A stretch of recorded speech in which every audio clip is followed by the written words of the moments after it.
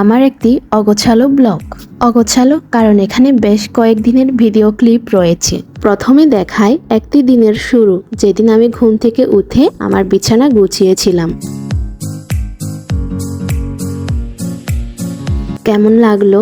তাহলে ভিডিওটা শুরু করি। Welcome to my YouTube channel, আমি দীপা।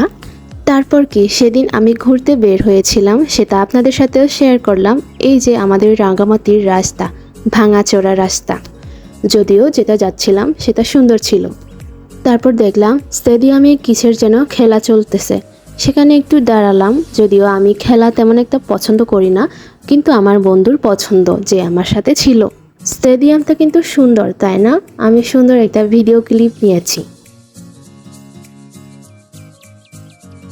এখানে খেলা জমজমাট, আপনাদেরকে একটু দেখালাম জুম করে। ও বিশ্বকাপ তো চলেই আসলো, কে কোন দলের অবশ্যই কমেন্ট করে জানাবেন। আমি কিন্তু আর্জেন্টিনা। আমাদের সাথে আরেকজন দাদা ছিল, তিনি আমাদেরকে ঝালমুড়ি খাওয়াইছিলেন। যদিও ঝালমুড়িটা একদমই মজা নাই, ঝালমুড়ি মজা ছিল না। তারপর আমরা খেতে গেলাম আনারস। আনারসটা কিন্তু অনেক মজার ছিল। চলুন আপনাদেরকে আনারস কাটতে দেখাই। দেখুন কিভাবে আনারস কাটবেন।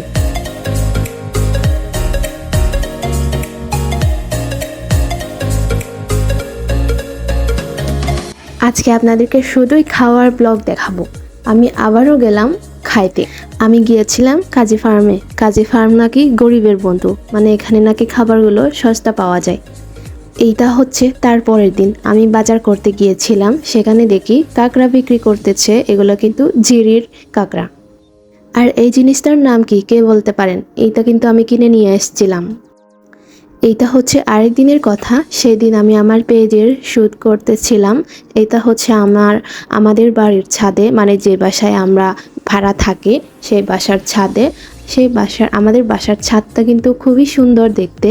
আমার ছোট্ট একটি বিজনেস পেজ আছে অনলাইনে, সেখানে আমি ব্লাউজ সেল করি।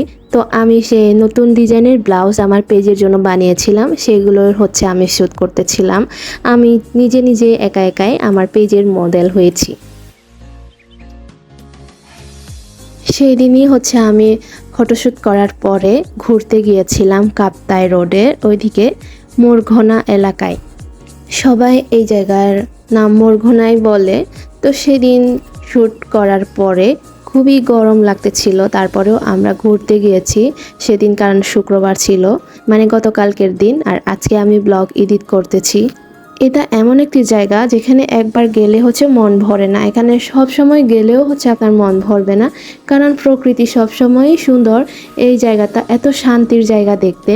তারপর আসার পথে এই সুন্দর জিনিসটা দেখলাম, নতুন বানিয়েছে। এটা রাঙ্গামাটি বিজ্ঞান ও প্রযুক্তি বিশ্ববিদ্যালয়ের ওইখানে। তারপর আবার খাওয়া।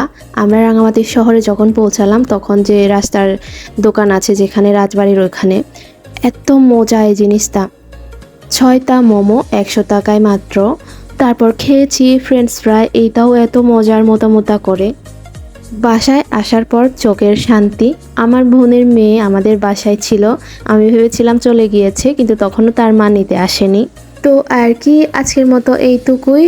তবে আমার ব্লাউজ ডিজাইনগুলো একটু আপনাদেরকে দেখায়। এই ভিডিওগুলো হচ্ছে আমি পোর্ট্রেট মোডে করে ফেলেছি, যেটা আমার পেজে পোস্ট করার জন্য। আপনাদেরকেও একটু দেখাই।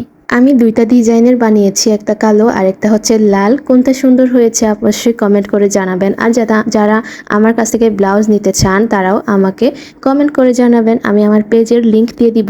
আপনাদেরকে আমাদের ছাদের আমগুলো দেখাতে ভুলে গিয়েছি। কত বড় বড় আম, আর কালারটাও দেখতে অনেক সুন্দর। আমার কাছে এগুলো দেখতে অনেক সুন্দর লাগে একদম। এগুলো হচ্ছে আমাদের বাড়ির মালিকের। টাটা, সবাই ভালো থাকবেন।